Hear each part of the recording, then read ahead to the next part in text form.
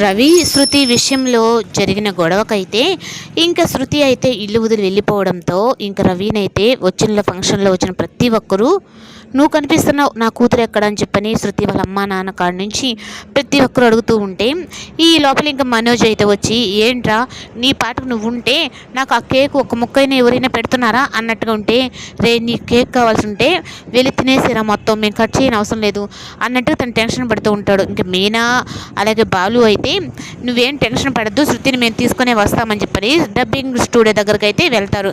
ఇంకా అక్కడ శృతి ఉంటే చిన్న చిన్న విషయాలకే దాంట్లో తప్పు ఉందో లేదో రవిది తెలుసుకోకుండా ఇలా వచ్చేయడం తప్పు కదా అన్నట్టుగా ఇంకా ఎవరి మాట విన్నా వినకపోయినా మీనా మాట మాత్రం అయితే ఇంకా శృతి అయితే వింటుంది. అలా విని ఇంకా రెడీ చేసి వచ్చిన తర్వాత రవికి అయితే ప్రాణం లేచి వచ్చినంత పని అవుతుంది.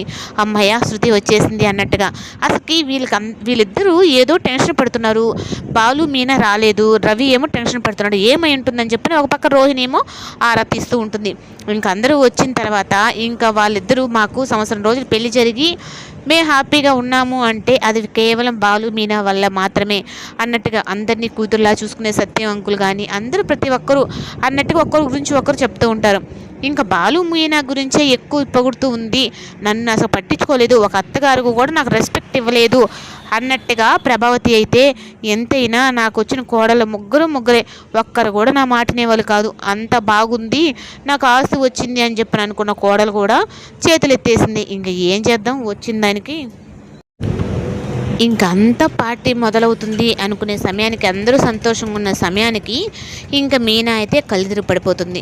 ఇంతలో తను కళ్ళిదిరి పడిపోయింది ఏంటి అని చెప్పనని ఇంకా అక్కడున్న వాళ్ళల్లోనే ఒక డాక్టర్ అయితే వచ్చి మీనాను చెక్ చేసి తను ప్రెగ్నెంట్ అని చెప్పని అనగానే ఏంటి మీనా నువ్వు నాకు చెప్పకుండా అలా ఎలా అవుతావు అని చెప్పనంటే అయ్యో నేను ప్రెగ్నెంట్ అంటే మీ తండ్రి అవ్వబోతున్నారని అర్థం అని మీనా షాక్